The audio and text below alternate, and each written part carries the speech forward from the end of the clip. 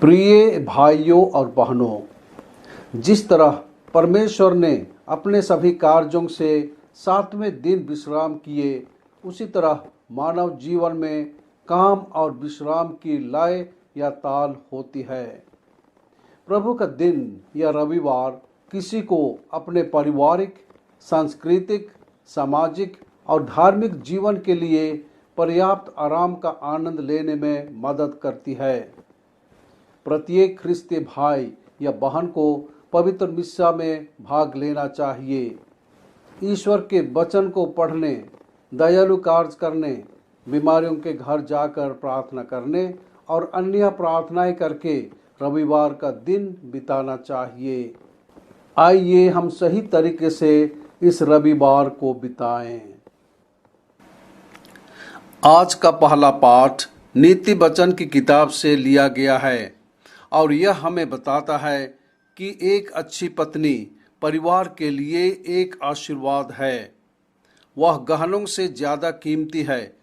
उसके पति का दिल उस पर भरोसा करता है और उसके पास कोई कमी नहीं होगी। वह उसका भला करती है। वह हर तरह के काम करती है। वह दयालु है और गरीबों और ज़रूरतमंदों की उदारता से मदद करती है। अच्छी मसीही पत्नियां इस महिला की तरह होनी चाहिए।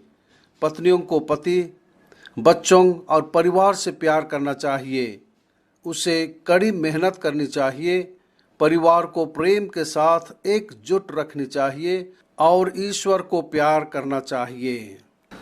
थिस्सलुनीकियों के नाम संत पौलुस का पहला पत्र अध्याय 5 में संत पौलुस बताता है कि अंधेरे के बच्चों और प्रकाश के बच्चों के बीच यह अंतर है। प्रकाश के बच्चे आशा के साथ आगे देख सकते हैं।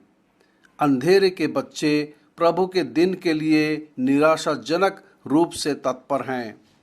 यहाँ पौल खुद को और थिस्सलुनीकियों को प्रकाश के बच्चे, दिन के बच्चे के रूप में पहचानता है। वह पुष्टि करता है कि वे रात के या अंधेरे के नहीं हैं।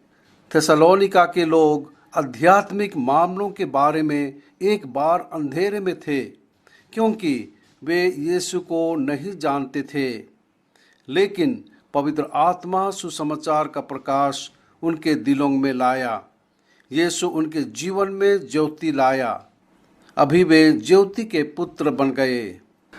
आज का सुसमाचार का पाठ संत मत्ती अध्याय 25 से लिया गया है। यह अशरफिया के बारे में बताता है। यह दृष्टांत हमें काम, सफलता और धन के बारे में सिखाता है। यह अशरफिया का दृष्टांत हमें 5 सबक सिखाता है। सब प्रथम यह दृष्टांत हमें सिखाता है कि सफलता हमारे काम का एक उत्पाद या फल है। ईश्वर ने हमें काम करने के लिए बनाया और ईसाई के रूप में हमारे पास यहाँ और अभी पूरा करने के लिए एक मिशन या जिम्मेदारी है। हम अपनी अशरफिया का उपयोग करते हुए इंसानों के लिए अच्छा काम और परमेश्वर की महिमा करने के लिए काम करते हैं।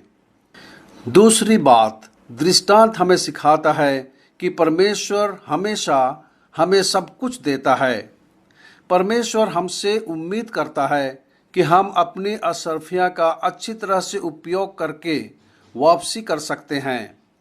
नौकरों को अधिक उत्पादन करने के लिए पर्याप्त दिया गया है। यह वही है जो परमेश्वर ने हम में से प्रत्येक को दिया है और उसने हमें बहुत कुछ दिया है। तीसरी बात, दृष्टांत हमें सिखाता है कि ईश्वर ने हमें समान नहीं बनाया। गुरु ने क्षमता के अनुसार प्रत्येक सेवक को अशरफियां दी। ईश्वर मनुष्यों की प्रयास के द्वारा सफलता को मापता है और वह जो प्रयास करता है उसके अनुसार उसे पुरस्कार देता है। चौथे स्थान में दृष्टांत हमें सिखाता है कि हमें ईश्वर और निर्माता के लिए काम करना चाहिए, न कि हमारे अपने स्वार्थी उद्देश्यों के लिए। पूंजी के साथ वे जो पैसा कमाते हैं वह उनके पास रखने के लिए नहीं है। हमें अपनी अशर्फियाँ का उपयोग अपने स्वार्थ के लिए नहीं बल्कि ईश्वर के सम्मान और महिमा के लिए करना चाहिए। 5वें स्थान पर दृष्टांत हमें सिखाता है कि क्षमता के अनुसार एक सेवक ने 5,000 में से 10,000 बनाए, दूसरे ने 2,000 में से 4,000 बनाए, तीसरे ने 1,000 के बारे में कुछ नहीं किया जो उसे दिया गया था। इस दृष्टांत में विश्वासघाती प्रबंधक ने स्वामी के पैसे को छिपा दिया और कुछ भी नहीं कमाया। उसने एक अच्छा अवसर बर्बाद कर दिया। इसके फलस्वरूप उसे दुष्ट और आलसी माना गया। हम इसके लिए जिम्मेदार हैं जो हमें दिया जाता है। हम ईश्वर के लिए क्या करते हैं और कितना करते हैं? अगर हम ईश्वर के लिए कुछ भी करते हैं तो हमें इसे अच्छी तरह से करना चाहिए।